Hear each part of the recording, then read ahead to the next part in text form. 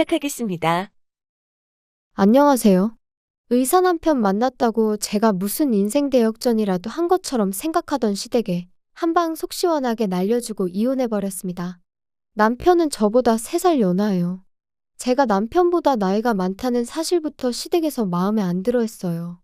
의사가 명예도 있고 돈도 잘 버는 직업이라는 건 인정합니다만 솔직히 저희 집이 그런 거 생각할 만큼 형편이 어려운 집이 아니거든요. 서울은 아니지만 저희 부모님이 경기도 쪽에 알짜배기 건물을 몇 개나 가지고 계세요. 저는 딱히 직업은 없지만 부모님 대신 건물 관리하고 하면서 부모님께 월급 받아 생활하고 있고요. 남편을 처음 만난 그날도 평소처럼 부모님 건물 중 하나에 들어온 임대문의 때문에 밖에서 일을 보고 있던 차였어요. 건물을 둘러보고 나오다가 발을 접질르는 바람에 급한 대로 근처에 있던 정형외과에 다녀오게 되었는데 때마침 그쪽이 남편이 일하고 있던 병원이었습니다. 제가 저희 집에 돈이 많다는 티를 낸 적도 없고 남편 또한 자기가 의사라고 잘난 척하거나 그러지 않았어요. 나이 차는 3살이나 났지만 저희는 서로가 서로에게 깊게 끌리게 되었죠. 처음에는 남편한테 저희 집이 여유롭다는 사실을 알리기가 싫어서 일부러 숨겼습니다. 그냥 이 근처에서 일하는 직장인이라고 말했어요. 어떻게 보면 거짓말을 한 건 아니죠. 제 할일 다하면서 부모님께 월급을 받고 있었고 첫 만남부터 우리 집 돈 많다고 티내거나 자랑할 이유도 없잖아요. 이런 제가 속물처럼 보일 수 있겠지만 이전에 연애하던 사람들 중에 사자 들어가는 전문직이 몇 명 있었는데 그때 당시 안 좋은 기억들이 너무 많아서 조심스러울 수밖에 없었습니다. 그중엔 저희 집에 돈이 많다는 걸 이용해 먹으려는 사람도 있었지만 반대로 돈 있는 티를 안 내면 그건 그거대로 자기가 세상에서 제일 잘난 놈인 줄 알고 제 머리 꼭대기 위에 올라가서 저를 지멋대로 좌지우지 하려고 드는 인간도 있었거든요. 둘 중에 뭐가 더 기분이 나쁘냐고 물어보신다면 차라리 대놓고 욕심부리는 전자보다 음흉하게 사람 무시하고 자기가 마치 저랑 존재부터가 다른 귀족인 척하는 후자였어요. 그런 경험들 때문에 그런지 남편이 저를 인간적으로 대해주는 사람인지 먼저 알고 싶었어요. 저희 집이 여유가 많다는 사실을 알게 된 뒤로 사람이 돌변한다면 그건 또 그때 가서 생각해볼 문제라고 생각했고요. 다행히 남편은 정말 저를 있는 그대로 좋아해주는 사람이었습니다. 남편도 벌이가 나쁜 편은 아니었다 보니 연애 자체는 여유가 넘치는 데이트였어요. 저 또한 일부러 집에 돈이 많다는 티를 낸 적은 없지만 데이트 비용을 내거나 할 때도 돈을 아끼는 편이 아니었거든요. 아무튼 그렇게 자연스러운 만남을 이어오다가 서로 결혼 이야기를 꺼내게 되었습니다. 그 후에 얼마 지나지 않아서 남편의 집에 인사를 드리러 가게 되었고요. 그때 시어머니를 처음 만났는데 시어머니가 아들 사랑이 참 유별난 사람이라는 건 그때 이미 알게 되었습니다. 은연중에도 계속해서 우리 아들한테 시집 오는 사람은 정말 땡 잡은 거라면서 말이죠. 그런데 그 말투가 마치 너는 안 된다는 듯한 말투였어요. 연신 우리 아들이 연상의 취향인 줄은 몰랐다 하면서 저를 겪어보지도 않고 이거 기가 센 며느리가 집에 들어오게 생겼느니 어쩌느니 하면서 싫은 티를 숨기지 않았죠. 마치 공부만 하느라 세상 물정 모르고 자란 당신 아들을 인생 역전할 기회만 노리는 늙은 여우가 낚아챈 것처럼 보는 눈치였어요. 시어머니의 계속된 아들 자랑에 남편은 머쓱해졌는지 그만 좀 하라며 세상에 자기보다 잘난 사람이 얼마나 많은 줄 아느냐고 했지만 시어머니는 남편이 그러면 그럴수록 너는 대한민국 상위 1%라느니 귀족이니 하면서 남편을 계속 추켜 세워줬죠. 연애하면서 혐오했던 인간상이 딱 그쪽이었거든요. 자기 직업 하나 믿고 세상 사람들을 자기보다 아래라고 깔고 보는 사람들 말이에요. 남편은 그런 사람이 아니었지만 시어머니가 될 사람이 그런 사람이라는 사실이 달갑지만은 않았습니다. 그래도 끝까지 결혼을 결심한 건 제가 결혼을 해도 남편이랑 하는 거지 시어머니랑 하는 게 아니라고 생각했기 때문이에요. 남편은 자리에서도 자기를 한껏 낮추며 겸손한 모습을 보여주었으니까요. 거기에 그날 인사를 드리고 난 뒤 어머니는 자기가 꼭 책임지고 마음을 돌려놓겠다고 이야기를 했으니 아들 말이라면 껌뻑 죽는 사람인데 남편이 중간에서 역할만 잘해준다면 아무 문제 없겠다 싶었죠. 그렇게 3개월 정도 쭉 연애를 이어오고 있는데 기어이 결혼 허락을 받아왔어요. 사실 제 나이가 이미 30대 중반을 바라보고 있는 가운데 솔직히 연애는 몰라도 결혼 욕심은 크게 없는 상황이었죠. 그렇다고 당시 남편이 저나 저희 집 재력을 정확하게 파악을 하고 있지 않은 가운데 부모님 반대에도 불구하고 끝내 결혼 허락을 받아온 모습이 한편으로는 감동적이었고, 이 사람이라면 결혼해도 평생 행복할 수 있겠다는 확신까지 주었습니다. 그렇게 저도 결혼 준비를 시작했고요. 그 후에 바로 남편이 저희 집에 인사를 드리러 가게 되었는데, 그때 처음 저희 부모님이 건물 몇 개를 가지고 계신다는 사실도 말해줬죠. 그 후에 상견례를 하기 전 시어머니를 다시 만날 기회가 있었습니다. 직접적인 말은 꺼내지 않았지만 그 자리에서만 몇 번이고 결혼하면 아내가 남편 뒷바라지를 잘해줘야 되는 거라는 이야기를 하셨죠. 나이가 많다고 아들 기죽이고 그러면 안 된다는 식으로도 이야기를 했는데, 저는 그런 말들이 전부 결혼을 허락해줬으니 말 그대로 아들 기죽이지 말라고 꺼낸 이야기인 줄로만 알았어요. 상견례 자리에서 꺼낼 말들의 밑밥이었다는 건 생각도 못했죠.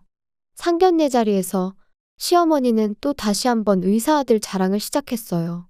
이미 저희 집이 금전적으로 부족함이 전혀 없는 상황이란 걸 알고 있었을 텐데도 불구하고 의사 사위 얻는 걸 아주 땡 잡은 줄 알라는 식으로 나오셨죠. 의사 사위라는 게 돈만 있다고 해서 얻을 수 있는 게 아니라는 식으로 말이에요. 남편은 아주 질색을 하면서 시어머니가 아무 말도 못하게 막으려고 노력했지만 이미 터진 시어머니의 입을 멈출 수 있는 사람은 없었죠.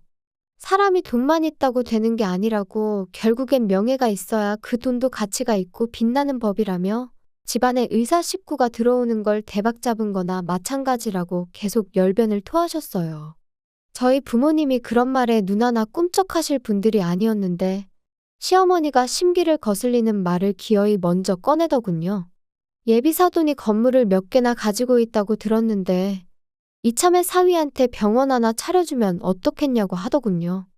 의사 아들 키워낸 값이면 못해도 예단으로 한 5억 정도는 해오셔야 할 텐데 병원 하나 차려주면 예단 문제로 길게 말을 하지 않겠다고 하는 겁니다. 상견례 자리에서 금전적인 이야기부터 꺼내는 건 안 좋은 것 같다고 저희 부모님께서 말을 먼저 자르셨고, 그런 이야기는 추후에 애들 결혼 준비하는 거 보고 다시 나누자고 잘 이야기를 하셨어요. 하지만 저희 부모님은 기분이 몹시나 상한 눈치였습니다. 의사 그까짓 게 뭐가 대수라고 저렇게 유세를 떠냐고, 결혼을 엎어버리는 게 맞는 거 아니냐는 심한 말도 하셨어요. 당시 저는 남편이 정말 좋은 사람이라고 생각했어요. 의사라는 직업이나 그런 걸 떠나서 그냥 저라는 사람 그 자체를 좋아해준 사람이었으니 그 만남이 마치 세기의 만남이라도 된 것 마냥 생각해서 파혼은 하기 싫다고 했죠. 결국 부모님을 설득해 결혼을 진행하기로 했어요. 시어머니가 요구한 개업은 어떻게 절충해서 부모님이 알짜배기 상가 건물 공실 하나를 권리금이나 계약금, 세도 향후 3년 동안은 받지 않기로 해서 병원 자리만 해줬습니다. 인테리어도 어느 정도는 도와주셨으니 거의 차려주신 거나 마찬가지였죠. 병원에 필요한 장비나 그런 것들은 전부 남편이 남편 집에서 알아서 해오는 걸로 했어요. 그도 그럴게 그거 외에는 남편이 결혼 비용을 아무것도 할 필요가 없었거든요. 집에 자동차부터 혼수, 집에서 쓸 국그릇 하나까지 전부 다 저희 집에서 해가기로 했거든요. 들어간 돈만 따지고 보면 시댁 쪽도 병원에 들어갈 기자재들 사느라 지출이 컸겠지만 비교조차 할 수 없을 만큼 저희 집에서 큰 돈을 해간 거나 마찬가지였죠. 그러니 돈에 환장한 시어머니와도 아무런 문제 없이 그렇게 결혼을 진행하기로 이야기를 끝낼 수 있던 거였고요. 결혼하고 알게 된 건 병원 일이라는 게 제가 생각했던 것보다 많이 바쁘다는 거였어요. 월급 받고 일할 때랑은 또 다른 것 같더라고요. 의사가 돈을 잘 번다고는 하지만 쉽게 번다는 생각은 들지 않더라고요. 야간 진료에 주말에도 오전 진료까지 해야 하니 집에서 같이 쉴 시간도 많이 없었어요. 그러다 언젠가 남편이 같이 보낼 시간이 너무 없다는 식으로 저한테 아쉬운 척 말을 꺼내왔습니다. 그러면서 자기가 했던 것처럼 월급 받고 일할 페이닥터 한 명을 구하고 싶다는 이야기를 또 꺼내왔어요. 마침 자기 대학교 후배 중에 한 명이 자기 아는 후배 일할 자리가 없냐고 연락을 해왔다더라고요. 병원 운영은 당신이 하는 건데 당신이 알아서 하는 거지 왜 그걸 나한테 허락을 받느냐고. 하고 싶은 대로 하라고 했어요. 남편은 쭈뼛거리면서 당장 환자 수 생각해보면 월급까지 주기엔 적자가 나는 상황이라고 설명을 하더라고요. 끈덕지게 물고 늘어지는 게 그래도 의사가 한 명 더 있으면 환자도 더 받을 수 있고 쉬는 날도 늘어나서 장기적으로 보면 분명히 이득이라고 설명을 하는데 계속 이야기 들어보니 당분간 적자가 나는 부분을 제 돈으로 메꿔달라고 부탁하는 것처럼 보였습니다. 그걸 알게 되니 영 아니었어요. 개인 시간이 생겨서 부부끼리 시간을 보내게 되는 건 물론 장점이긴 하지만 월급 받을 때랑 다르게 이제는 자기 이름 걸고 개원까지 했는데 당장 일 시작한 지 얼마나 됐다고 벌써부터 꾀를 부리는 건가 싶었거든요. 적어도 사람을 구해 쓴다면 그건 병원벌이가 사람 월급 주고도 남을 만큼은 벌고 난 이후에 말을 꺼내는 게 순서 아니겠나요? 각자 벌이는 생활비 제외하고 알아서 관리하기로 했는데 저희가 뭐 생활비로 한 달에 몇백씩 쓰는 것도 아니고 환자도 아예 없는 게 아닌데 왜 돈이 모자란다는 소리를 하는 건가 싶었어요. 그러다 알게 된 사실인데 알고 보니 병원 장비랑 그런 걸 시댁돈으로 한 게 아니라 남편이 자기 이름으로 대출을 받아다가 마련했다는 사실을 알게 되었어요. 그러니 돈이 모자랄 수밖에요. 다른 것보다 남편이 저에게 거짓말을 했다는 사실이 믿기지가 않더군요. 그래도 최대한 좋게 해결해 보려고 했어요. 일단 남편 대출부터 해결해 주자는 생각이었습니다. 물론 그냥은 해줄 이유가 전혀 없었죠. 여기서 해결을 해준다는 건 돈을 대신 내주겠다는 게 아니고 은행 대신 돈을 빌려주겠다는 소리였어요. 그래도 은행에 비싼 이자를 내는 것보다야 남편 입장에서는 100배 1000배 좋은 조건이었을 테죠. 그리고 그렇게 한다면 남편도 대출로 나가는 부담이 적어지니 페이닥터 한 명 구해서 조금 탄력적인 스케줄로 일을 할 수 있었을 거예요. 그렇게 되면 남편이 말하던 대로 저와 함께 보내는 시간도 생기게 되는 거니 부부 사이인 저희 입장에서는 더할 나위 없이 좋은 이야기였을 거예요. 남편도 저한테 고맙다고 이야기까지 했고요. 그런데 남편이 저희 집에 차용증을 작성했다는 사실을 알게 된 시어머니한테서 연락을 받게 되었습니다. 이미 저한테 전화가 왔을 때부터 목소리만 들어도 기분이 안 좋다는 걸 알 수 있었어요. 대번에 저한테 어떻게 남편한테 차용증을 작성시킬 수 있냐고 저를 두고 돈에 미친 독한 년이라고 하더라고요. 재주는 곰이 부리고 돈은 떼놈이 번다더니 의사 아들이 죽어라고 번 돈을 차용증까지 써가며 받아가고 싶냐고 돈으로 지금 내 아들을 손바닥 위에 놓고 부려먹으려는 속셈이냐길래 아드님한테 자초지종을 제대로 들으시긴 한 거냐고 되물었어요. 기분 나쁘게 생각하실 거 전혀 없다고요. 상견례 당시에 이야기된 것과 다른 상황인데 제가 남편 얼굴 봐서 그냥 넘어가신 건 알고 계시지 않느냐 되물었죠. 정 이런 상황이 마음에 안 드신다면 돈 이야기는 없던 걸로 하겠다고 애초에 처음 이야기되었던 대로 어머님이 남편 대출금을 해결해 주시면 되는 거 아니냐고요. 어머님 돈으로 해주시면 차용증도 안 써도 되는 거 아니냐고 했더니 아무 말도 대답 못하고 가만히 있더라고요. 할 말 다 하신 거면 전화를 끊겠다 했는데 시어머니가 다짜고짜 저한테 성질을 내는 겁니다. 의사 남편, 의사 사위 얻은 게 니들 평생에 복인 줄도 모르냐고요.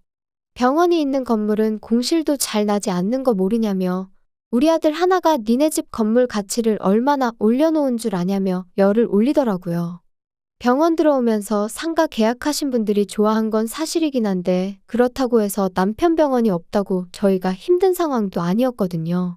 뭘 알고 떠드시라는 말이 목 끝까지 차올랐지만 시어머니니까 그렇게까진 하지 않고 그냥 무시해버렸어요. 저도 어머님이랑 사이나 빠지면서까지 남편을 도와주고 싶은 생각은 없으니 차용증권에 대해서는 제가 알아서 남편과 상의해보겠다고요. 남편이 싫다고 하면 그냥 은행빚 유지하면서 남편이 주 6일이고 낮밤 가리지 않고 쉬는 날도 없이 사람 구할 만큼 여력이 생길 때까지 혼자 개고생하면 되는 거 아니겠냐 하고 전화 끊어버렸어요. 그날 저녁 남편이 시어머니랑 통화라도 한 건지 집에 오자마자 저한테 사과부터 하더라고요. 어머니한테는 자기가 잘 설명할 테니 저보고 기분 풀라고 저를 달래주길래 나를 달랠 생각 하지 말고 어머님하고나 이야기하라 그랬어요.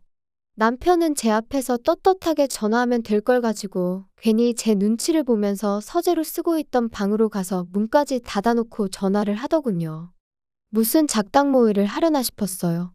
집안일을 하나도 안 하는 남편이었다 보니 베란다에만 가도 방 안에서 나는 소리가 들린다는 사실을 알 리가 없었죠. 통화 내용을 엿듣는 게 떳떳한 일은 아닌 건 알지만 이 상황을 제대로 해명 안 해서 괜히 그걸로 시어머니랑 저 사이에 또 다른 마찰이 생길 수 있으니 똑바로 이야기하는지 들으려고 했었을 뿐인데 전화 내용을 들어보니 어이가 없더군요. 처음엔 제대로 이야기를 하는 줄 알았어요. 대놓고 시어머니한테 내가 알아서 잘하고 있는데 왜 나서서 초를 치냐며 그러지 말라고 주의를 주더라고요. 그런데 이어서 나온 이야기에 정말 온몸에 소름이 다 돋았습니다. 일단 이렇게 해서 장인 장모한테 신뢰 좀 쌓아놓고 병원 건물 명의부터 집 명의까지 싹 다 내 명의로 돌리든 공동 명의로 돌려놓아야지 이혼하면 뭐라도 우리 손에 떨어진다며 갈 길이 구만리인데 왜 이렇게 성급하시냐며 짜증을 내더라고요.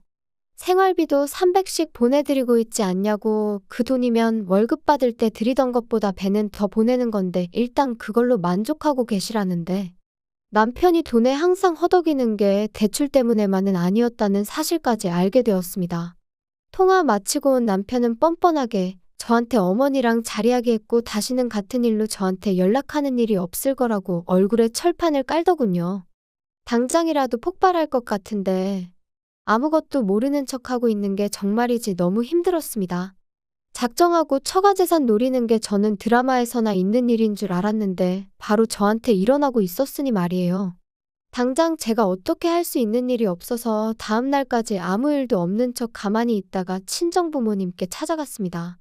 중간쯤부터이긴 하지만 대화 내용이 말도 안 되는 방향으로 흘러간다 싶어서 남편이 통화하고 있는 내용을 녹음해 놓았는데 그 내용을 들은 아버지께서 처음에 돈 밝힐 때부터 알아봤어야 한다며 치를 떨며 노발대발 난리도 아니셨지요.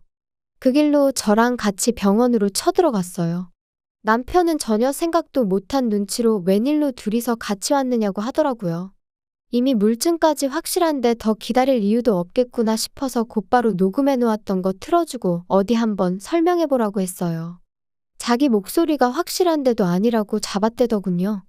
아버지께서는 긴 말 할 것도 없다고 당장 이혼 서류부터 작성하러 가자고 호통을 치셨습니다. 내가 네 말고 내 건물에 병원 차리고 싶어하는 의사를 못 구하겠냐고? 이혼 안 하고 버티면 내 전 재산 전부 털어서라도 바로 아래층 상가들 통째로 공실 만들어서 절반은 한의원, 절반은 정형외과로 새로 열겠다고 엄포를 놓으셨습니다. 향후 3년간은 세를 따로 받지 않기로 하긴 했지만 남편이 대출도 많은 데다가 시댁 생활비까지 보태야 했으니 저희 아버지께서 저렇게 나온다면 남편이 버텨낼 재간이 없었겠죠. 바로 다음날 시어머니까지 찾아와서 앞으로는 욕심부리지 않겠다고 남편과 같이 손이 발휘되도록 싹싹 비는데 오히려 그런 모습을 보니 그나마 남아있던 정까지 뚝 떨어졌어요. 위자료 얼마 되지도 않는 거 소송까지 가고 싶은 마음도 없었으니 그냥 빨리 이혼 서류에 도장이나 찍으라고 한마디 했죠.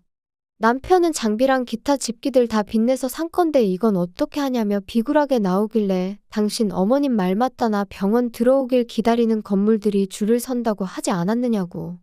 하루라도 빨리 그런 건물 찾아서 거기다 새로 개원하라고 한마디 해줬습니다. 결국 두 사람은 용서도 받지 못하고 내쫓기듯 나가야 했어요. 시어머니는 다리에 힘이 풀린 건지 병원 밖을 나서는데 몇 번을 주저앉았다 일어섰다 하더군요. 결국 1년도 채 안 되는 결혼 생활을 마치고 이혼을 하게 되었습니다.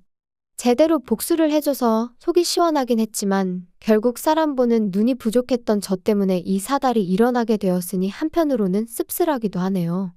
남편이 저희 집 재력을 진작에 눈치채고 있었다고까지는 생각하지 않으려고 해요. 지나간 과거에 얽매이는 것보단 앞으로 제가 어떻게 하느냐가 더 중요하다고 생각하니까요. 부도 좋고 명예도 좋지만 사람의 귀천을 따지는 족속들하고는 두 번 다시 상종하기 싫네요.